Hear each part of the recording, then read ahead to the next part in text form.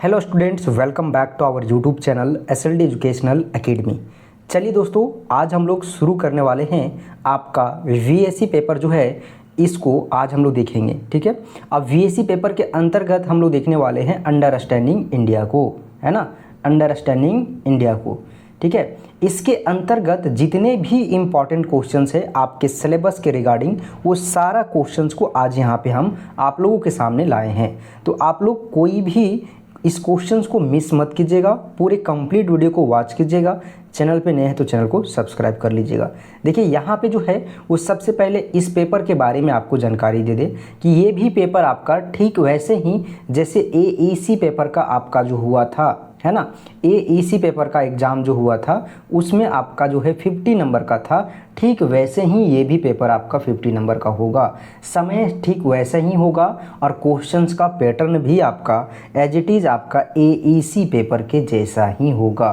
तो आपको यहाँ पे कुछ भी परिवर्तन नहीं होगा, सिर्फ आपका जो है वो सिलेबस और आपका पेपर चेंज हो जाएगा। ठीक है, पैटर्न में किसी भी प्रकार से कोई भी बदलाव नहीं होगा क्योंकि दोनों पेपर सेम पैटर्न पे होगा और सेम वेटेज का होगा। ठीक है, यहाँ पे आज हम जो है वो बहुत सारे क्वेश्चंस को लेकर आए हैं, आप लोगों को एक ही वीडियो में आज पूरे कवर करने की हम लोग कोशिश करेंगे। ठीक है, क्योंकि देखिए दोस्तों, आपके एग्ज़ाम जो है वो बहुत ही नज़दीक है ना, और आपको जो है वो मोस्ट इम्पॉर्टेंट क्वेश्चंस को आपको हीट करना बहुत ज़रूरी है। क्योंकि अगर आप फुल कोर्स को किए हैं तो भी आपका जो है एग्ज़ाम में आपको जो है वो मोस्ट इम्पॉर्टेंट क्वेश्चंस को ही देख के जाना है।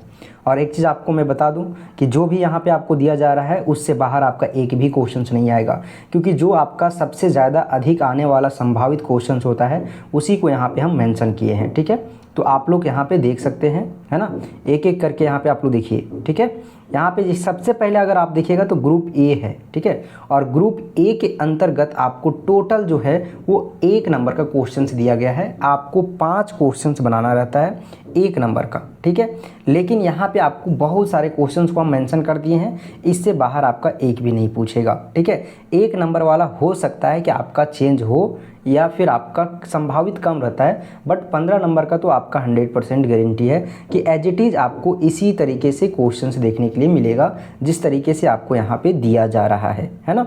देखिए एक एक करके हम यहाँ पे सबसे पहले 1 नंबर वाला क्वेश्चंस को डिस्कस करते हैं, है ना, फिर हम लोग 15 नंबर वाला क्वेश्चंस को भी डिस्कस करेंगे और पूरे क्वेश्चंस का आंसर आपको कहाँ मिलेगा, किस तरीके से आपको डाउनलोड करना है, इसके बारे में भी आपको बताएंगे। कंटिन्यू आप लोग हमारे साथ बने रहें।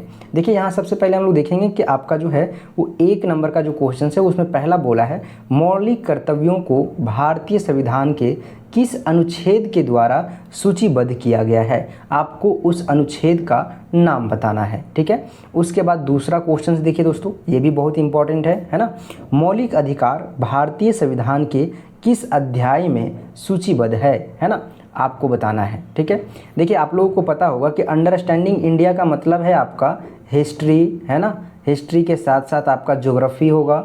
ठीक है, उसके बाद पॉलिटिकल साइंस होगा। ठीक है, और फिर आपका इसी में इकोनॉमिक्स भी होगा, है ना, और आपका फिर जो है वो विनोबा भावे की जीवनी के बारे में पढ़ना है। आप अगर सिलेबस को एनालिसिस किए होंगे तो आप उस चीज़ को बहुत भाली भांति आप लोग समझ पा रहे होंगे। ठीक है, कि आपके जो अंडरस्टैंडिंग इंडिया है इसमें जो है आपका वो बहुत सारे जो है वो पेपर एक साथ इंक्लूड करके कंबाइन करके जो है आपको पूछा है। ठीक है, देखिए यहाँ पे आपको बोला है तीसरा क्वेश्चन जो है वो सबसे पुराने वेद का नाम बताइए।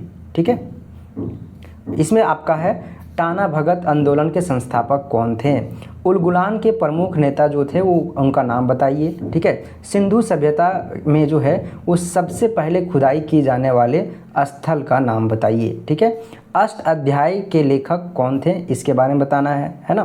देखिए दोस्तों, हो सकता है आपको बाहर से कुछ आवाज़ जा रहा हो, है ना, तो उसको इग्नोर करने की कोशिश करना है क्योंकि यहाँ पे कंस्ट्रक्शन का काम चल रहा है। ठीक है, संथाल विद्रोह जो है और संथाल हुल विद्रोह का जो है वो 2 प्रमुख नेताओं का नाम बताना है। ठीक है, उसके बाद हड़प्पा की खोज किसने की थी, ठीक है, उसके बारे में बताना है। ठीक है, मेघदूतम कवि के जो लेखक हैं वो कौन हैं, इस प्रकार से ये क्वेश्चंस है। उसके बाद देखिए आगे आपका है भूदान आंदोलन के प्रेरणात कौन थे, ये आपका भूदान आंदोलन के कौन हो जाएंगे, आचार्य विनोबा भावे, ठीक है। महात्मा बुद्ध जो थे उनका 4 आर्य जो था, आर्य सत्य क्या था उनके बारे में बताना है, ठीक है। पुस्तक योग जो है आपका, ठीक है, उस सूत्र का किसने लिखा था, ठीक है, पुस्तक योग सूत्र किसने लिखी थी इसके बारे में आपको बताना है, ठीक है। उसके बाद आपका देखिए यहाँ पे बोला है भारत में कितने प्रकार की मिट्टी पाई जाती है।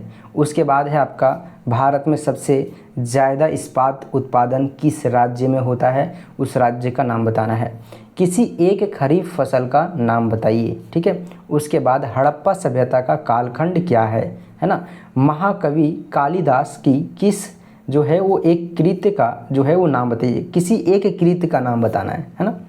भारत की जनसंख्या का कितना प्रतिशत कृषि क्षेत्र में कार्यरत है आपको बताना है, ठीक है। बंगाल की खाड़ी में गिरने वाली किसी एक नदी का नाम बताइए।